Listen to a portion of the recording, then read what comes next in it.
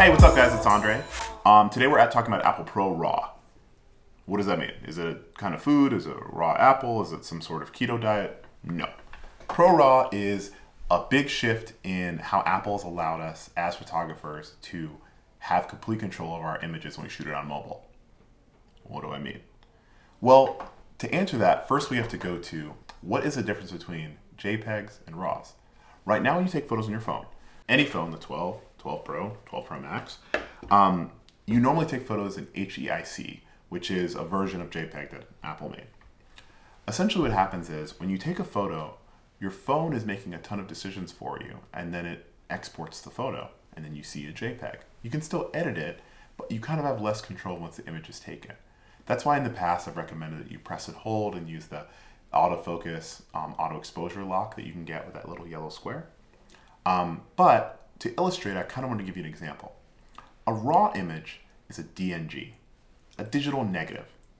Don't know what a negative is? Here's my first ever film camera. The Canon AE1, my baby. And if you remember, please don't gasp, if you pull this open, there's film in there. It's fine, it's just test film, everybody relax. But you have to know that every time you take a photo, the film advances. So for example, let's press down and take a photo. Hear that sound? But you'll see in the back, what's happening is a photo is being imprinted on this negative, on this film. When you're done, you roll the film up, you take it, you develop it, and then you can use a light board to figure out the image you want, and then you print the image. A digital negative is a digital version of this. So if you choose to get a raw image, what you get is a larger file, which has its drawbacks. Remember, our phones are only so big. They hold, I don't know, 64, 128, whatever the size is. So you can't just have a million raw files.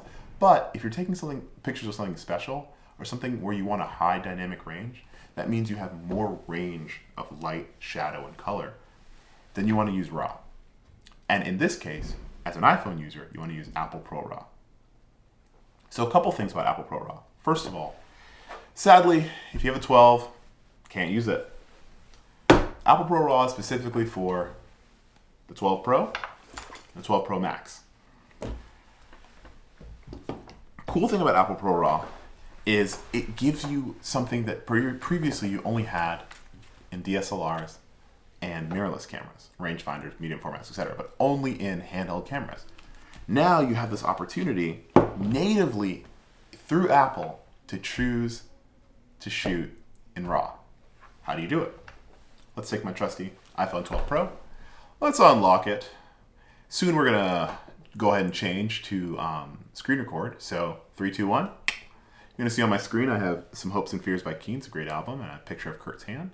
If I slide over to settings, see I press into settings, and if I go to camera, just a quick side note, you can choose record video in slow-mo, and you can choose if you want it in 4K or 1080p, whatever, just so you know.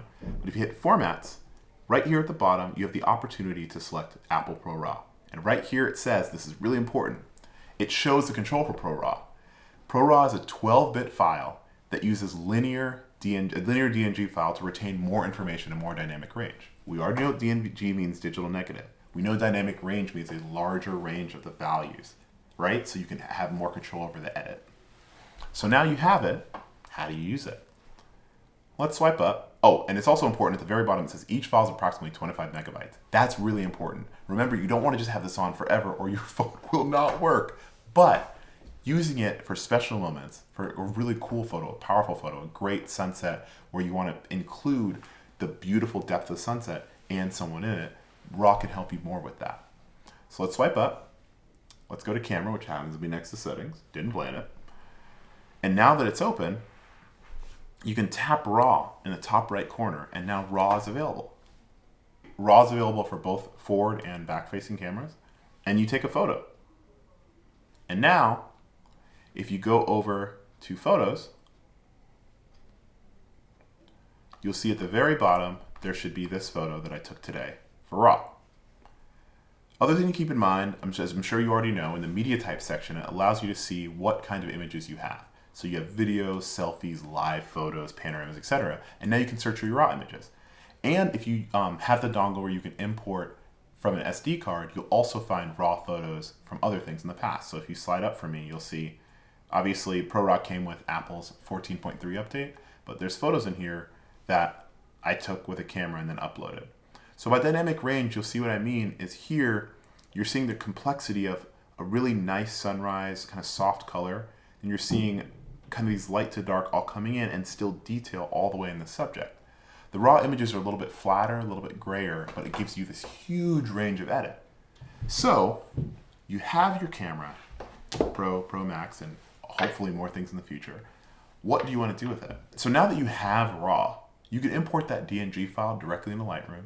You can import it in some other photo editing apps, but you can also edit it directly on your phone.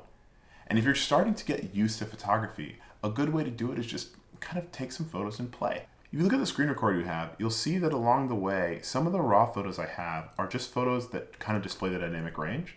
And I know I love saying that word to you, but I want you to understand having a huge dynamic range gives you so much ability.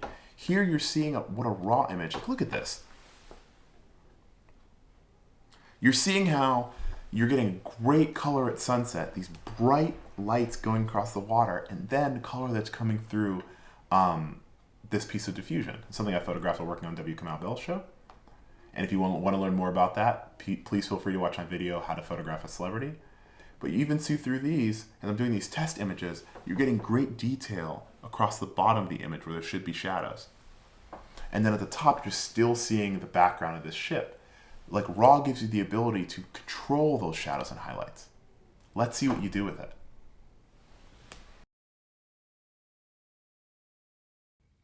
All right, so here's a photo we took in San Diego right at sunset. So you can see it's it's interesting.